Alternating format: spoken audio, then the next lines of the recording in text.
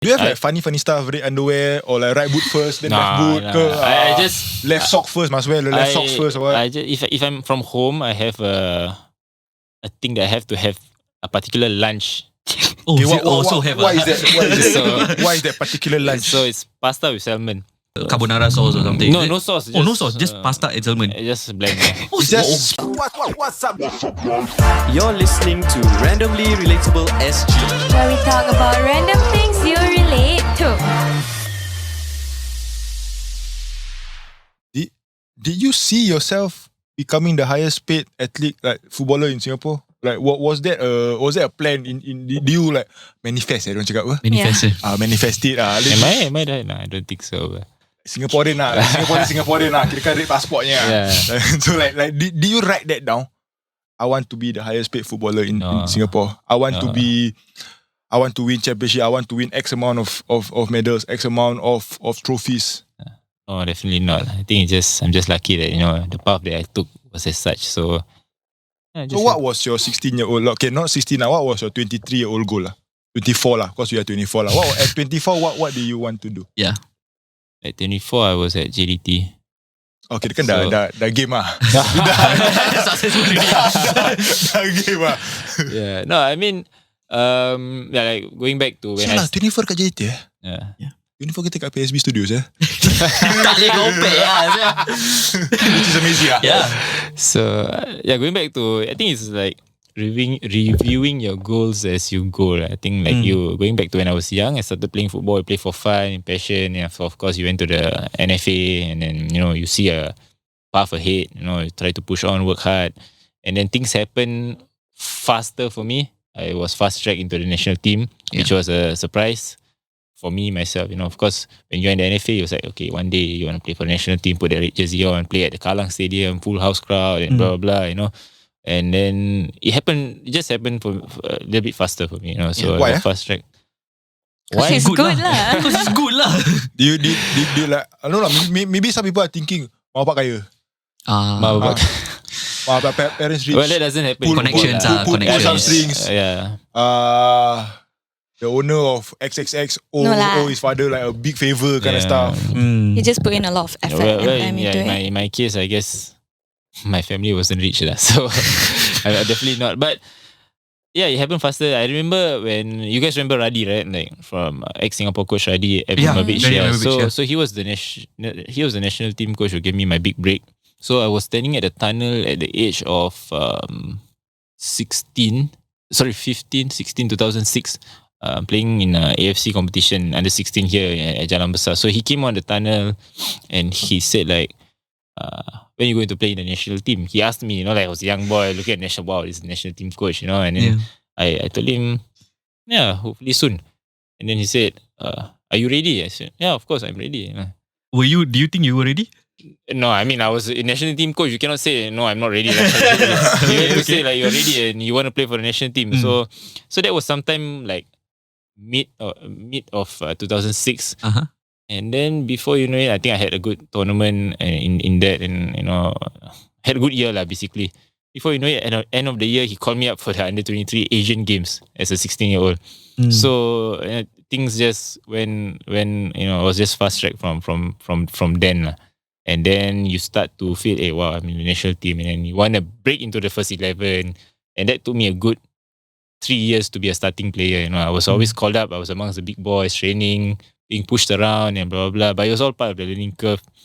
And then in the first national team first 11, and then you want to think about going overseas and then blah, blah, blah. It's just reviewing your goals as you grow. Yeah. I think before we go into the Q&A, people look at you as a superhero lah.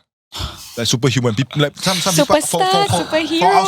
From outside people looking ni Mamat just bagus lah. Mamat just superhuman lah. And it's crazy the amount of things you're juggling. You know what I mean? Like you're juggling so much. You're doing so much. But listening to you talk, and it's a common story lah.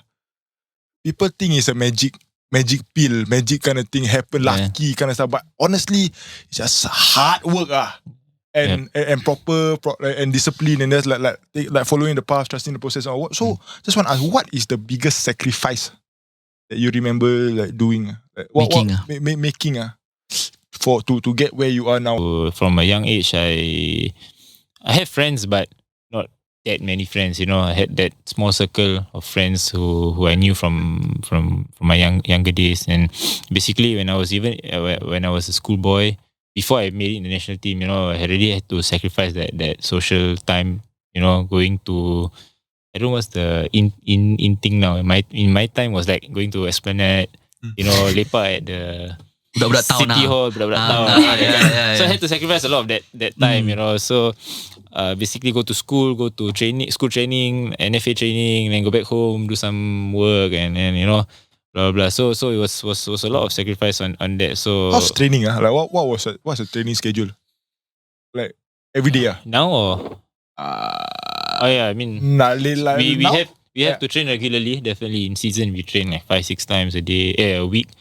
Yeah, sometimes you double sessions. So it depends. Quite occupied. Yeah. So like social life last time. So like you just school training? School training, sleep, wake up, do work, blah blah. Just that, you know. So I didn't have much of a life, Yeah. And right now you mentioned that, like, on top of all the trainings that you have, you know, and then you're studying now again. Do you feel like I should have done this earlier, or do you feel like now is the perfect time for you to do it? I think it's a perfect time. You know, earlier I think it was fair. It was a give and take situation. I did my diploma. I went to NS, and then, you know, I thought like, okay, let's see what professional football is all about. Okay. When I finished my diploma, so here's the thing. Like when I was doing my diploma, I did have an offer from Japan in J2 League to go. So it was an option between going there and stopping my studies, or finish it and you forgo that opportunity. So it was a tough decision, and I said, okay, let's forgo the opportunity and just complete my studies. Normally we hear these clubs offering you like what's the contract like? Like not money, like time. Like how long? I think that was a 2-year contract with them. So that meant that I have to stop my poly studies now. So for me that was a tough decision, but I thought, okay, let's finish the diploma and then go overseas then. So I was already thinking of going overseas in my poly, but I have to do my mandatory 2 years and national service before. Yeah. And now you say you're taking your degree, right? Yeah. So did you think that taking your degree would help you beyond football? Like, do you have a plan in your head? I mean, to be specifically, no, not yet. But of course, this is something that I feel will open a lot more doors, give me more opportunities and more options to look at life after football. So how did you get and in the midst of all this footballing life, it's a very luxurious career. It's very nice. It's very pretty to look at, right? Yeah. So and people will get lost in that kind of environment. More like you're in a dome lah. Yeah, exactly. Protected. And then you'll think like you are amazing. It'll get to your head and all. How did you decide that, I do need a degree after my career ends? And how do you get other footballers to think that way as well? Well, I think it's important to learn from experience, not only your own experience, but from other people's experience. You know, I think it's only wise to do that. So I think if you look at football fraternity or football circle in general, I think the people who came before me, I think you could see that, you know, some of them do struggle after their post football career. So I think that's a lesson that that's for me and all other footballers same age or younger. I think it's wise, it's important to plan ahead. And of course, when you talk to people outside of football, you learn more things, you see things differently, you know, and you broaden your horizons, you know. So I think it's important that, you know, to keep an open mind. Yeah, keep an open mind. Football players pursue something which you don't see as hindering your football career, but actually value adding your career. Yeah. Now, a word from our sponsors. Why are you so stressed, man? I want to apply for this job, but the minimum requirement is a degree, and I don't have one. Why don't you just get a degree, bro? I don't know where to apply, man. Have you heard of PSB Academy? PSB Academy? PSB Academy has a rich history dating back to 1964. They are a trusted education provider, and their mission is to provide you quality, accessible education that nurtures and shapes you to achieve your personal and professional best. PSB Academy's network spans across Asia. They strive to inspire you to discover the value of learning, take pride of their presence in China, Myanmar, Indonesia, and Singapore. PSB Academy will be having a Coventry University week from the 8th to 13th of November for you to explore the experiences and courses that they offer. They have all sorts of courses ranging from media and communication to engineering to hospitality. So, what are you waiting for? The link is in the description below to sign up now. Back to the podcast! I think it's time to move to the Q&A. Yeah. We can do like a speed round, okay? So these are like hot questions that we ask our audience and stuff like that lah. Okay. So You can answer or don't answer is up to you lah. Yes. Some a bit sensitive lah. So the first question is, can Singaporean footballers make money? Yes, definitely. Okay, normally number ethnic 2. player macam kirakan how like what's the range ah? If you don't mind me asking, or like later can tell me off air lah. I'm very curious ah. Yeah. I don't think that can be said on air, right? I mean, A range. I think it's good enough for a football career, but I think for beyond, probably you have to plan. Yeah. You think Glassdoor they share no? If you go, you just type Singaporean footballer. You just type the club name. Like The club. sailors player forward. how much they pay? Range to range. Number 2, what is your normal ritual before a big game? Don't have Ritual lah, so weird the word they use. Baca doa. Al-Fatihah. Baca doa. Music, big one. Touch the thing, kicks or what. Okay, I know. Is there Like, any? Yeah. for me, right, last time I used to play netball. So before I get into a game, normally I will like visualize the gameplay in my head, know exactly how I'm gonna do it. So for you, what are your steps before a big game? For me, just not anything special. Just to stay calm, just think about the game, but not to overthink because you start to play panic. overthink pressure yourself. I think it's good to have pressure because it keeps you on your toes. So, but I don't overthink it. Do you have like funny stuff, red underwear or like right boot first, then left boot? I just left sock first, must wear the left socks first or what? I just, if I'm from home, I have a thing that I have to have a particular lunch. Okay, so also have why is that? So- Why is that particular lunch? So it's pasta with salmon. Oh. Yeah, so I have to have that every time before. Of course, obviously, if you are in the hotel with national team or you're overseas, it's Cannot. it's something that you cannot control Yeah. unless you bring your own kuali and then you Cook masak and yourself. all that. So for me, if I'm at home, I will ask my wife to help me prepare this dish and have it for- pelik ke? Okay, well. Okay ah. Is it the carbonara sauce or something? No, Is it? no sauce. No sauce. Just pasta and salmon. Just blend. It's just spaghetti, boiled spaghetti with salmon. Hey, it's just like your fuel, man. You just need this to. Yeah. Okay. Alright, Okay. question number 3. What other offers did you get apart from Johor Darul Takzim? I think it's open secret that people know that I didn't go to Portugal, so I had that chance to go to Portugal before JDT came with an The offer. picture, yeah. So, and I mentioned earlier about the offers from Japan when I was in poly. So these were the two main ones. Yeah, There was an offer from Rio Avenue as well. yeah, that's from right? Portugal. That's Portuguese. Yeah. Okay. What and happened to the Spain Spain. move back in 2017? So that's I went to, because I was still young when I went to JDT. So I after a year or two, I spoke to the Crown Prince. Yeah. I asked him I was very ambitious. I want to go overseas. So at that point in time, JDT had this tie up with Dortmund. Oh. So I wanted to, I was exploring, see whether I could go there for loan or blah blah blah. But Crown Prince was his interest is JDT, so he wanted me to stay. But I think he probably thought about it a couple of years later, and he said, "Hey, why don't you go out on loan?" So I was really happy and stuff like that. So he sent me to a club in Barcelona. Went to trial and stuff like that. The club was in the third year of Spanish football. Oh. Very physical. It's not like what you see La Liga, they tiki taka. Yeah. They are like whacking each other, bang here and there and everything. I was like, wow, in for a rough ride, man. But yeah, unfortunately, for Singaporean or actually any nationality, you had to have a special work permit that they call. I'm not sure what it was, but it couldn't be granted to the club for me because they were in a lot of debts. So yeah, that was one of the criteria and so on. So yeah, things fell apart and yeah, I came back. Alright, question number 5. Who's the toughest opponent that's ever faced, local and Singaporean? Local and overseas. Yeah, that you've ever faced. Yeah. Wow, toughest. Can name drop some names. I confirm you don't know, but then like, it'd be nice to know. I think what there was talking about local in the S League when I broke through as a young boy, there were two players that was very tough to play against. It was Tetsak Chaiman, a Thai player. He was in his prime then. He was a player lah. I think he's like your, I don't know who's the modern day comparison. Maybe like No, that's not it. Maybe he was like a Xavi, Iniesta kind of player. Oh, midfielder. Okay. Yeah, he was short, small stature like him, but technically he was like agile. Top. And me, I was relying a lot of my, as a 17, 18 year old, my physique to actually get close to him, but I couldn't get close to him. Like Maradona. I didn't watch Maradona.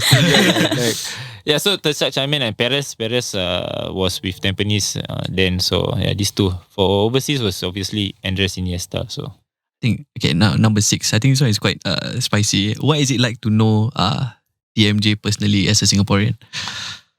I think I'm very lucky to know him as a person. Not only as my boss over the years, I think he's as individual, as a person, I think he has a big heart.